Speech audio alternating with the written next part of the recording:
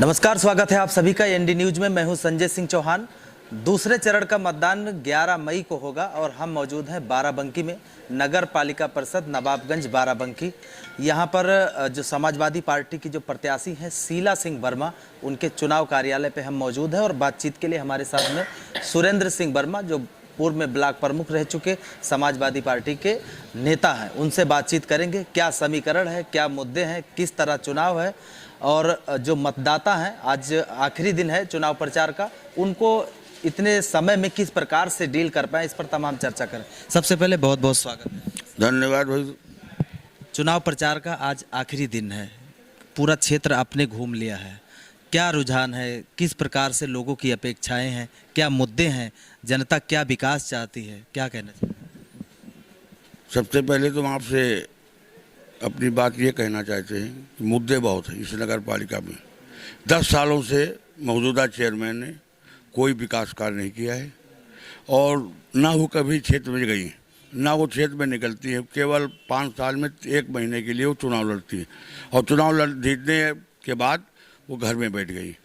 लेकिन दूसरी तरफ समाजवादी पार्टी की प्रत्याशी शीला सिंह जी हर गली हर दरवाजे पे जा रही हैं, लोगों की समस्याएं देख रही हैं, कहाँ क्या समस्या, कहीं नाली की समस्या है, कहीं सड़क की समस्या है, कहीं पार्क की समस्या, कहीं जलभराव की समस्या है।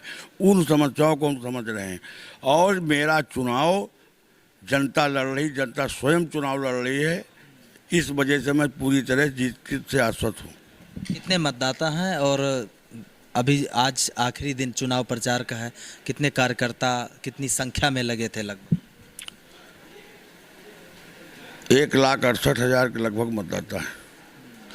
हम समझते हैं कि 1,68,000 ही मतदाता हमें चुनाव लड़ा रहे हैं। कार्यकर्ता को हुजूम, आप यहाँ पर आए, आप देख रहे हैं कि क्या हुजूम कार्यकर्ताओं का। मैं चुनाव नहीं लड़ रहा हूँ, हमको जनता चुनाव स्वयं लड़ा रही है, घर घर वो जा रही है। हमको यही नहीं मालूम होता है, प्रधान जी बैठे हुए चुनाव ये हमको लड़ा है, हमारे अध्यक्ष जी बैठे हुए हैं नरेंद्र वर्मा जी, चुनाव हमको ये लड़ा है, मुशर्रफ भाई बैठे चुनाव, और ये चुनाव लोकल मुद्दों पे चुनाव हो रहा है। प्रदेश के मुख्यमंत्री अभी कल ही आए थे आपके बाराबंकी में और ये कहा जा रहा है कि सत्ता में भी बीजेपी है, तो इस चुनाव पे भी भाजपा की लहर लागू होती है, ऐसा कहा जा रहा है।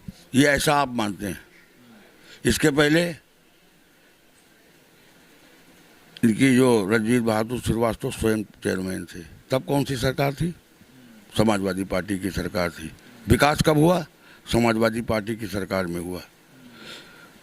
चाहे वो स्ट्रीट लाइट हो, चाहे वो डिवाइडर हो, चाहे वो ट्रामा सेंटर हो, चाहे जमुरिया नाले के पुल हो, और ये चाहे ऑडिटोरियम हो, ये सब काम समाजवादी पार्टी की जब सरकार थी, उस टाइम ये रणजीत बहादुर श्रीवास्तव थे, उस टाइम ये पैसा आया था। उसके हमारे मंत्री थे आजम खां जी, नगर विकास के मंत्री, तब पैसा आया था। आज वो ये बतावें, ये 5 साल वो कह रहे हैं हम ट्रिपल इंजन की सरकार, माननीय योगी जी कह रहे हैं ट्रिपल इंजन की सरकार बनाइए। ट्रिपल इंजन की सरकार में अब तो ये थे, ट्रिपल इंजन सरकार में थे कि नहीं, ये आप बताइए। हाँ थे। कौन से विकास कार्य किए? कोई बड़ा काम 5 बता दें कि हमने ये उपलब्धि हासिल की, कि हमने ये बनवाया। जिस प्रकार से अन्य योजना चली, अभी कोरोना के समय से चल रही है, ये लोगों का मानना है कि इस चुनाव में उसका बेनिफिट ज़्यादा है। तमाम जो लोग हैं जो भूखमरी से मर रहे थे और वो जीवित रह गए, तो इस चुनाव में जो वो सारी दया धर्म की जो भावना है वो सब लागू। ये कुछ लागू नहीं होगा। ये जब हम जिस पद पर जब होते हैं तो मेरा दायित्व बनता है कि जो जनता जनार्दन है, इसको कहीं से कोई दिक्कत न आए। ये वो सरकार में थे, उन्होंने वो प्रयास किया और उन्होंने अन्न दिया, ये जो भी योजनाएं उन्होंने लागू की। क्या अपने जेब से कोई किसी सरकार ने दिया? बताइए हमको। ये योजनाएं कह रहे हैं हम लागू कर रहे हैं। गैस सिलेंडर कह रहे हैं हम सब्सिडी दे रहे हैं, 3 सिलेंडर फाजिल दे, 2 सिलेंडर साल में। गैस सिलेंडर के दाम कितने हो गए? 400 का सिलेंडर 1000 के ऊपर हो गया। तो कहाँ से ला रहे हैं? पैसा तो जनता के ले रहे हैं। आपसे लिया, आपको दे दिया, इतने तो किया। 400 का सिलेंडर आपको 1000 में दिया, आपको उसी में 2 सिलेंडर सब्सिडी दे दिए। चेयरमैन बनने का अगर जनता इस बार आपको मौका देती है, क्या कुछ मन में है जहां से आप शुरुआत करेंगे कार्यक्रम, आप अपने कामकाज का आगाज करेंगे? बहुत सी योजनाएं हैं, काम करने की क्षमता होनी चाहिए। मूलभूत सुविधाएं जो जनता की हैं, जल भराव बाराबंकी जरा से भी बारिश हो जाती है जब पानी भर जाता है। कहीं शहर के अंदर कोई टॉयलेट है? आप धनोखर चले जाइए, कहीं टॉयलेट है। छाया चले जाइए, टॉयलेट है। आप वहाँ सट्टी बाजार चले जाइए, टॉयलेट है। उस पे उस तरफ इनका ध्यान ही नहीं गया है। बस वो चाहते हैं कि हिंदू मुस्लिम करके हम चुनाव जीते, लेकिन वो फंडा उनका चलने वाला नहीं है। कितनी स्पीड बढ़ी है साइकिल की आपके? की रफ्तार आप देख रहे हैं, इतनी तेज दौड़ रही है कि ये 2024 में उनको पता चलेगा। परिसीमन जब हुआ होगा तो तमाम जो नए क्षेत्र जुड़े हैं और एक समस्या उन सभी क्षेत्रों से निकल कर आती है। गांव की तो बात ही नहीं करें, शहर में भी छुट्टा जानवर की जो समस्या थी वो भी बड़ी पैमाने पे थी। और परिसीमन हुआ है, तमाम जो गांव हैं वो जुड़े हैं, बड़े गांव हैं, बड़े मतदाताओं वाले गांव हैं जुड़े हैं। उनके लिए क्या आपके पास में ऐसा तैयार है जो जिस पे? उसके लिए तो हमारे पास बहुत काम करने के लिए है। आपने देखा वो बड़ेल ग्राम सभा है जुड़ी इसमें नगर पालिका में, उसकी आबादी उस टाइम 12,000 के ऊपर थी। इतने में टाउन एरिया बनती है। आज की 6 तारीख में कोई उन्होंने विकास कार्य किया ना। वहाँ हम नगर पालिका की कोई सेवाएं दे पाए, ना हम स्ट्रीट लाइट दे पाए, ना हम हर घर में नल जल दे पाए। और हम टैक्स के नोटिस काट दिए। हम कहते हैं कि टैक्स जब हम लेंगे, जब हम वहाँ मूलभूत सुविधाएं जो नगर पालिका की है उनको जब हम देने का काम करेंगे तभी टैक्स लेंगे। और वो सारी की सारी नोटिसें, चाहे जिस जहाँ की हो, चाहे बड़ेल हो, चाहे दराम नगर हो, चाहे जिन्हौली हो, चाहे आलापुर हो, चाहे सफ़ीपुर हो, चाहे बबुरिया हो, चाहे मजलेपुर हो, चाहे बनवा हो, चाहे ये ककरहिया हो, पलहरी हो, कहीं भी हम मूल सुविधाएं नगर पालिका नहीं दे पाई। लेकिन नोटिसें उनको काटी गई हैं। उन नोटिसों को वापस किया जाएगा। और जब तक हम वहाँ सुविधाएं नहीं उपलब्ध करा पाएंगे तब तक हम टैक्स नहीं लेंगे। और टैक्स लेने का राइट भी नहीं है।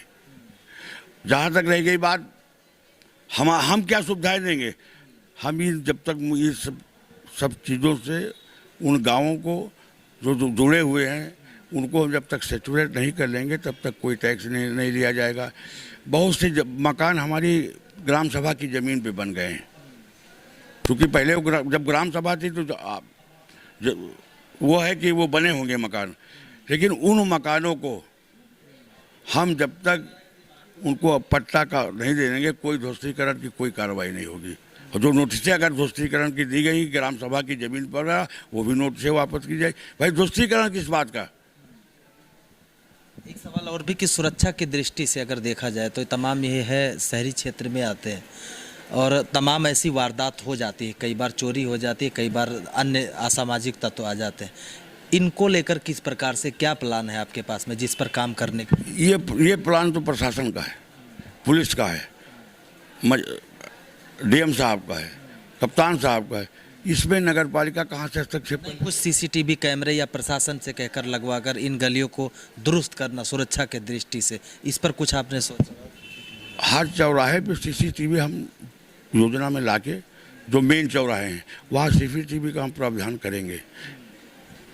योगी जी आए थे लेकिन आपके पार्टी का कोई बड़ा नेता नहीं आया बाराबंकी, क्या लगता है चुनाव कुछ हमारे साथ जनता है, राष्ट्रीय अध्यक्ष जी का आशीर्वाद प्राप्त है। और ये जनता जब चुनाव लड़ा रही है वो मौजूदा जो चेयरमैन हैं जैसे श्री श्रीवास्तव जी, उनको सरकार चुनाव लड़ा रही, फर्क यही है।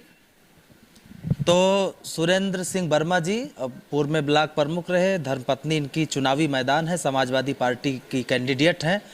क्या कुछ यहाँ पर चुनाव प्रचार में हुआ वो तो आपने देखा होगा, लेकिन अगर इन्हें मौका मिलता है तो क्या विकास को लेकर रोड मैप इनके पास में तैयार है, उस पर भी तमाम चर्चा हुई। अपने कैमरा पर्सन के साथ संजय सिंह चौहान, एनडी न्यूज़ बाराबंकी।